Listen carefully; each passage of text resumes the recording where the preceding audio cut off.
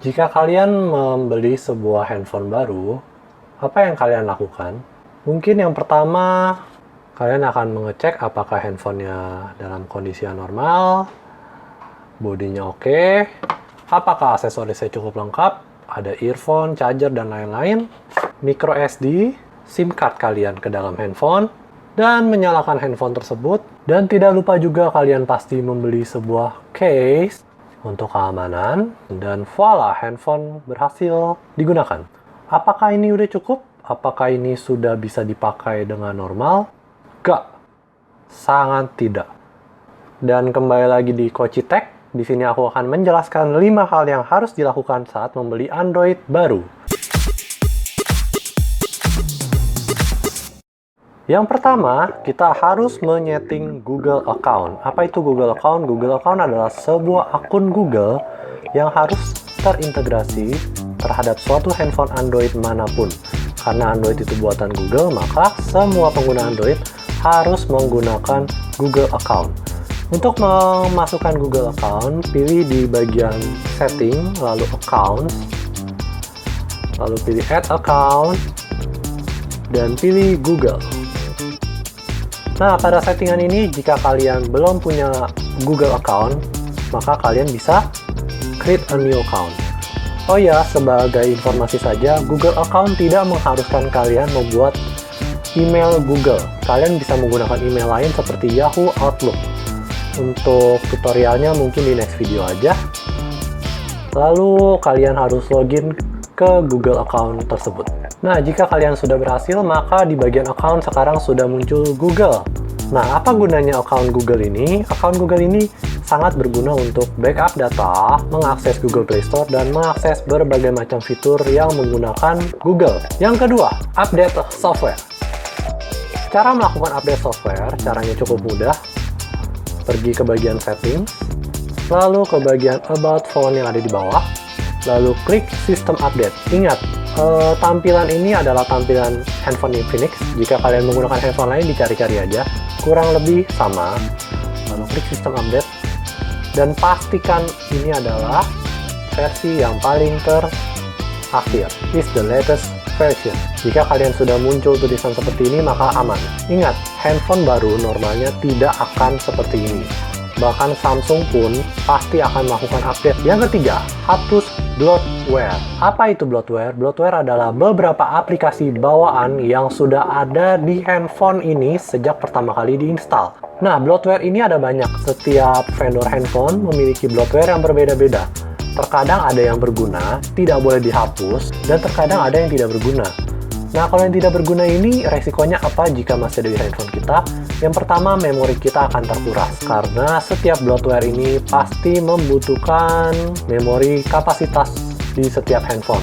Yang kedua adalah, karena ini merupakan aplikasi, pasti dia akan terus update. Kalau update, pakai kuota. Jadi, kuotanya juga akan habis oleh bloatware ini. Maka apa yang harus dilakukan? Kalian harus menghapus bloatware yang tidak berguna. Bloatware yang tidak berguna dalam handphone ini adalah PalmChat. PalmChat ini adalah sebuah aplikasi chatting bawaan yang berguna untuk nggak ada yang pakai. Jadi, mending kita hapus saja. Caranya diklik, lalu pilih uninstall.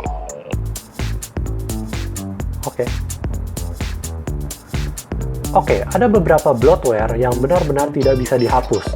Contohnya dalam kasus ini adalah Xcontacts. Xcontacts ini adalah aplikasi membackup konteks via sesama handphone Infinix. Dan karena aku menggunakan Google untuk backup konteks, maka aku akan menghapus Xcontacts ini. Nah, namun sayangnya Xcontacts ini ketika diklik, di atasnya ini tidak ada pilihan untuk uninstall. Maka apa yang harus dilakukan? Maka kalian bisa klik ke App Info. Nah, di sini akan muncul dua pilihan, Force Stop dan Disable. Maka disable application tersebut. Nah, setelah aplikasi ini di-disable, maka dia tidak akan muncul lagi di home. Tapi kenapa harus di-disable? Karena jika di-disable, dia tidak akan mengupdate. Seperti aplikasinya itu dibekukan. Jadi dia tidak akan melakukan update dan kuota kalian aman. Untuk video tipe-tipe bloatware yang sering aku hapus, maka aku mungkin akan buat di next videonya kalau sempat. Oke, kita masuk yang keempat. Update semua aplikasi di Play Store. Jika kalian pergi ke Play Store, kalian pilih menu yang ada di atas kiri, pilih My Apps and Games, pasti akan banyak sekali aplikasi yang belum di-update. Bisa dilihat banyak sekali. Nah, kalian wajib harus mengupdate itu semua. Pertanyaannya, emang kalau nggak diupdate kenapa? Video ini akan sangat panjang jika saya menjelaskan. Jadi intinya, sebuah aplikasi itu ada client side dan server side. Kalau server side itu diupdate-nya di server sono, jadi kita nggak kebagian. Nah, client side, ketika client side itu diupdate, maka handphone kita akan muncul update seperti ini. Pilih update. Di server sudah versi 2017, tapi di klien kalian masih versi 2016. Maka akan sering terjadi crash, ngehang, lemot, dan lain-lain. Jadi kalau kalian aplikasinya lemot, Line, WhatsApp, dan lain-lain, ada kemungkinan kalian belum melakukan update. Jadi dipastikan saja update all, selalu klik update all.